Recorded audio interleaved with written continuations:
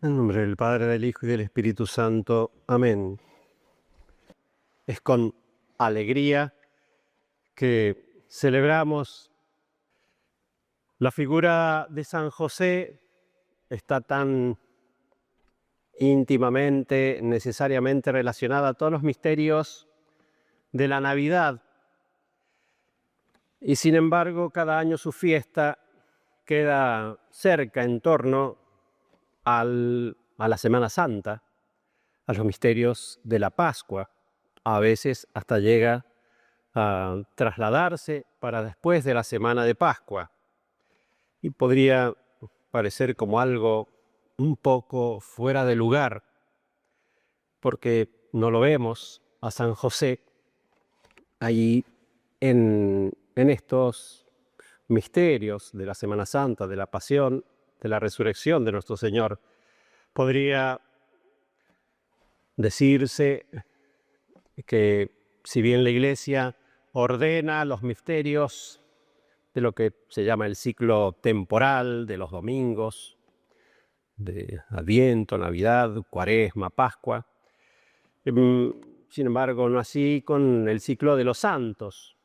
Pero no es propio de la Iglesia ser desordenada, y menos en su liturgia. Y este lugar que siempre ocupa la fiesta de San José, cerca de la Semana Santa, pues algo quiere decir. Nuestro Señor, y ese es principio así fundamental en la revelación, nuestro Señor se hizo hombre para salvarnos, como lo dice el Evangelio de hoy. El nombre de Jesús es Salvador. Al ser llamado San José a participar en el misterio de la Encarnación, ese misterio se ordena a la redención. Lo que comenzó en Belén termina en el Calvario. El gran misterio de la Encarnación de nuestro Señor, pues se ordena al de la redención por la cruz. Y no solo eso, sino también que, aunque es un misterio tan alto, tan grande, el de la Encarnación, Dios que se hace hombre, sin embargo, es un misterio de luz, lleno de claridad, que al considerarlo, al contemplarlo, explica en mucho el misterio tan oscuro de la pasión de nuestro Señor, de la redención por la cruz.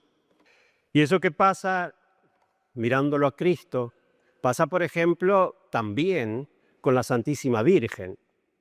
El misterio de la corredención de la Santísima Virgen, su participación en el misterio de la redención por la cruz, es tan difícil teológicamente, y para poder explicarlo, arrojar algo de luz sobre él, hay que considerar justamente la parte que la Virgen tiene en la encarnación, la maternidad divina, mirando que la Virgen es verdadera Madre de Dios. Ahí se explica, se entiende un poquito más el misterio de su corredención. Y así también con San José. Si queremos ver la parte que él necesariamente tiene con la redención de nuestro Señor, habría que mirar la parte que tiene en la encarnación. Los mejores teólogos, cuando hablan de San José, llegan a darle el título de corredentor de una manera subordinada, asociada, dependiente a la corredención de la Virgen, pero llegan a decir eso de él. Y justamente se explica, repito, se entiende un poquito, se pone un poquito de luz cuando se considera su participación en el misterio de la Encarnación, que queda como bien definido con su título de Padre, de paternidad vicaria. Es como Padre vicario de Cristo, Padre verdadero, pero de una manera así haciendo las veces de Padre, de manera ese como don de Dios, la paternidad vicaria de San José. Pero, habiendo dicho esto, Sin embargo, hay también otra manera de cómo acercarse a este misterio, eh, más, no es un principio teológico tan importante como el que hemos mencionado, pero también muy fecundo, podemos decir.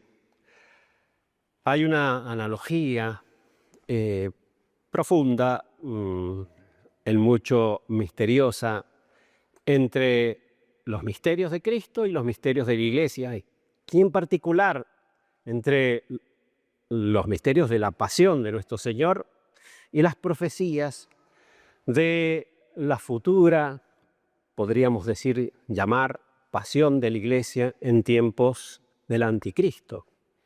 Hay también una relación entre esos misterios que muchas veces lo señalan los teólogos, los santos padres.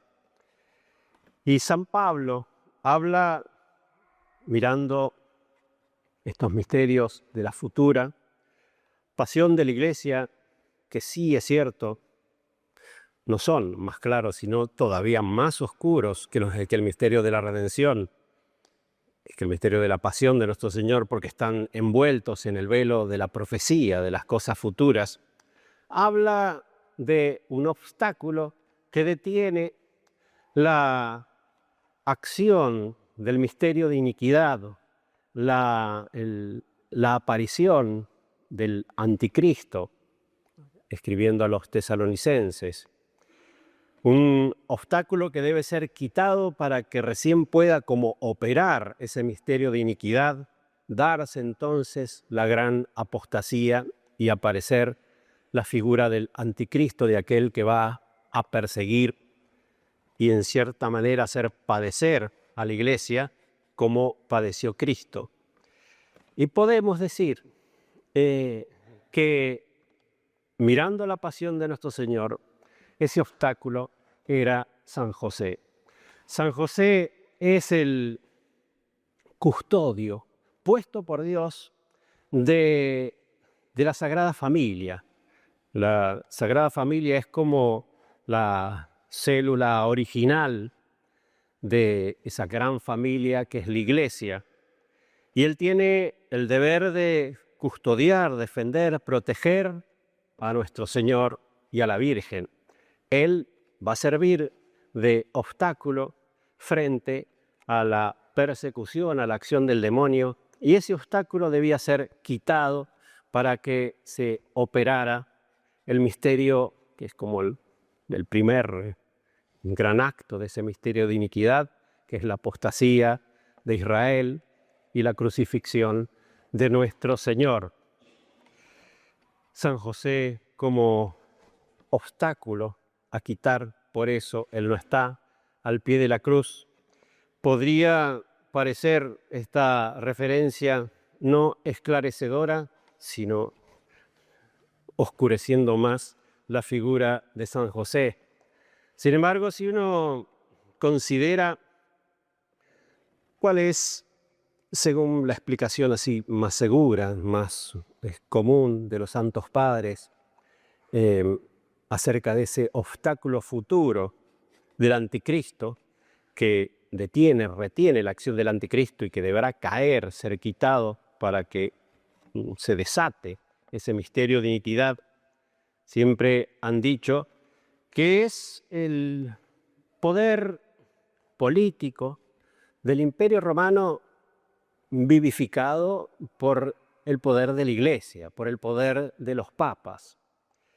Fue ese poder político que se hizo cristiano, que continuó en la cristiandad, en todo el orden cristiano, el que fue capaz de proteger la cristiandad, la Iglesia, de todas las huestes, digamos así, movidas por Satanás, que han buscado perseguirla, que han buscado ahogarla, matarla, crucificarla, en cierto modo, a lo largo de toda la historia de la Iglesia.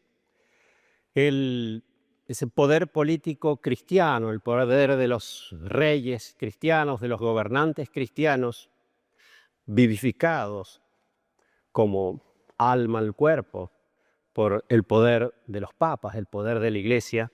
Ese es, según esa explicación, el obstáculo a la acción del anticristo. Eso fue, en primer lugar, San José. Él fue, aunque el niño que le fue dado como hijo, el niño Jesús era verdadero sacerdote y rey como Dios. Sin embargo, él quiso delegar en San José todas las funciones del cuidado temporal de las cosas y hasta en el orden de las cosas así temporales, pues lo quiso obedecer. Y así dejó ese ejemplo para luego, cuando aún los papas, aún los obispos, aún los poderes eclesiásticos que van a recibir ser vicarios de Cristo en su poder espiritual, sacerdotal, sin embargo, en las cosas temporales también pues deben obedecer a los reyes cristianos, siempre y cuando, por supuesto, no se atente contra las funciones superiores del sacerdocio, del oficio espiritual. San José ese es el primer encargado por Dios de esa protección en el orden temporal. La paternidad vicaria de San José justamente es un oficio de custodia de Cristo y de la Virgen. Y es Él, y Dios deja en manos de Él la protección de esos dos inmensos tesoros que son Cristo, el niño Jesús y la Virgen. Es San José el que va a defenderlos cuando se desata lo que quiso ser la primera persecución de Herodes. Y es el ángel, es a él, a San José, a quien se dirige. Él es el que se mueve, el que decide, el que lleva las cosas y el que eficacísimamente, porque fue completamente fiel a sus funciones, la gracia de Dios no le faltaba y él no faltó en su respuesta, en su fidelidad.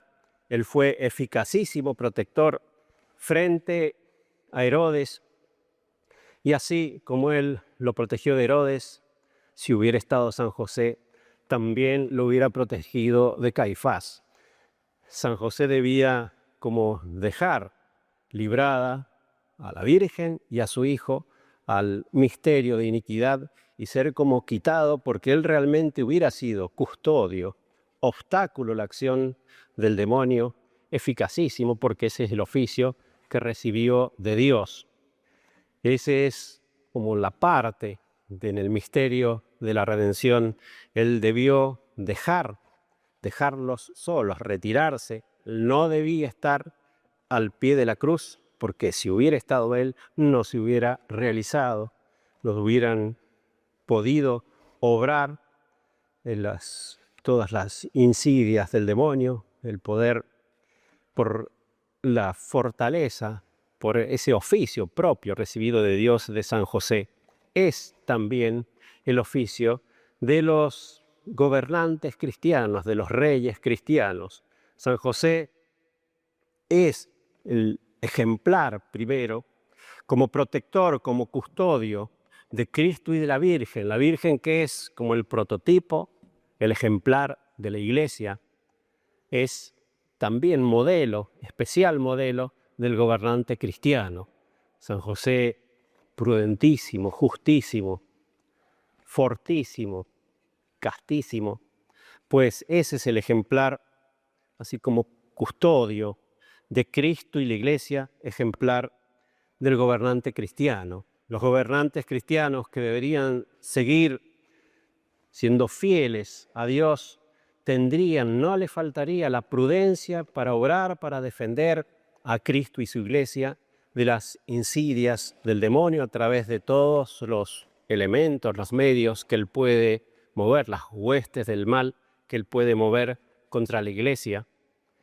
Así como a San José le fue enviado un ángel, no faltarían ángeles para los reyes cristianos si fueran dóciles a las inspiraciones de Dios, como Santa Juana de Arco fue enviada al rey de Francia cuando hizo falta. La justicia de San José es el elogio porque era justo. La justicia que haría falta que tengan los gobernantes cristianos, obedeciendo ante todo a la ley de Dios, que es la Iglesia la que la explica, la que la presenta. La fortaleza, porque así como le tocó a San José, le toca empuñar la espada temporal para defender a la Iglesia. Cristo, como fue en su época, lo quiso defenderse a sí mismo, es San José el que lo debió defender. También no ha querido dejarle así como poder temporal a su vicario, el Papa, a todo el orden sacerdotal. Son los gobernantes quienes deberían obrar con fortaleza como San José y en cierta manera y sobre todo con castidad, porque esa esposa que se le deja a San José, él debe como protegerla intacta en su pureza. Así deberían realmente los gobernantes como defender a la Iglesia, no querer como torcer sus beneficios, sus favores en poder del bien temporal, del supuesto bien político, sino dejarla en ese servicio de Dios, o sea, protegerlo con castidad como fue San José. San José en esa función, un poco la imagen en el Antiguo Testamento del José que queda como administrador, como segundo respecto al faraón, es figura de ese gran poder temporal al servicio de Cristo. La paternidad vicaria de nuestro Señor es la paternidad que debería ejercer los gobernantes. Qué bueno sería que volvieran a tenerlo como ejemplo ante sus ojos para saber cómo hacer con Cristo y su Iglesia, como San José hizo con nuestro Señor y su Madre. En nombre del Padre, del Hijo y del Espíritu Santo. Amén.